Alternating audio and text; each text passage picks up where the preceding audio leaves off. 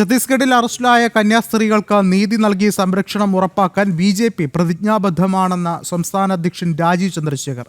മതപരിവർത്തനമോ മനുഷ്യക്കടത്തോ ഉണ്ടായിട്ടില്ല. തെറ്റിദ്ധാരണകളാണ് കന്യാസ്ത്രീകളുടെ അറസ്റ്റിന് വഴിവെച്ചത്. വിവരങ്ങൾ ഛത്തീസ്ഗഡ് ആഭ്യന്തരമന്ത്രിയെ ധരിപ്പിച്ചെന്നും ആവശ്യമെങ്കിൽ താനും ഛത്തീസ്ഗഡിലേക്ക് പോകുമെന്നും ഡൽഹിയിൽ നടത്തിയ വാർത്താ സമ്മേളനത്തിൽ രാജീവ് ചന്ദ്രശേഖർ അറിയിച്ചു.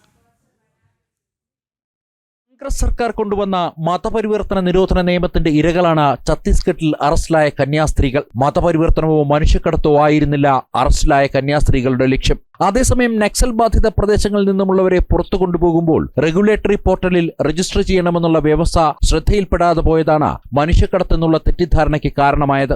വസ്തുതകൾ ഛത്തീസ്ഗഡ് ആഭ്യന്തരമന്ത്രിയെ ധരിപ്പിച്ചിട്ടുണ്ടെന്നും അറസ്റ്റിലായ കന്യാസ്ത്രീകൾക്ക് നീതി നൽകി സംരക്ഷണം ഉറപ്പാക്കാൻ ബി.ജെ.പി. പ്രതിജ്ഞാബദ്ധമാണെന്നും സംസ്ഥാന അധ്യക്ഷൻ രാജീവ് ചന്ദ്രശേഖർ വ്യക്തമാക്കി.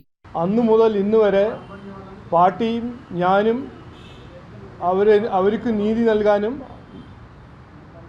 അവരെ സപ്പോർട്ട് ചെയ്യാൻ ഇറങ്ങിയിട്ടുണ്ട്. അതിനുവേണ്ടി ഇന്നലെ ഞാൻ പാർട്ടിയുടെ ജനറൽ സെക്രട്ടറി അനൂപ് ആൻ്റണിയെ ഛത്തീസ്ഗഡിൽ അയച്ചു. എനിക്ക് പറയാൻ ആഗ്രഹം, അവരുടെ ഒപ്പം ഞങ്ങളും ഉണ്ടാവും.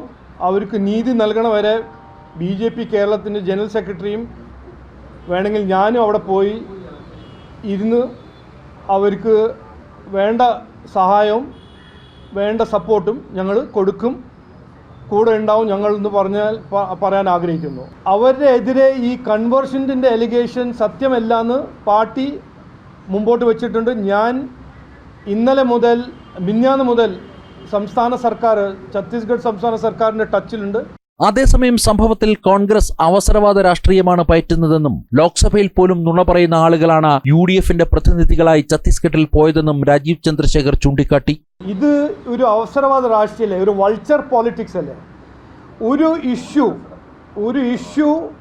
ഒരു സെൻസിറ്റീവ് ഇഷ്യൂ, ഒരു പ്രശ്നം ഉണ്ടാവാത്ത സമയത്ത് അത് മുന്നമന്ത്രി ഇഷ്യൂ ആണോ ഇതാണോ, ആരാണ് ശരിക്ക് സമുദായത്തിനു വേണ്ടി പ്രശ്നമുള്ള ആൾക്കാർക്ക് വേണ്ടി പ്രവർത്തിക്കുന്നത്?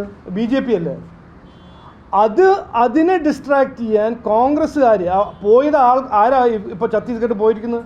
ഫ്രാൻസിസ് ജോർജ് ഇന്നലെ എന്താണ് പാർലമെൻറ്റിൽ പറഞ്ഞത്? 5 എയ്റോപ്ലെയിൻ തകർന്നു വീണുന്നു.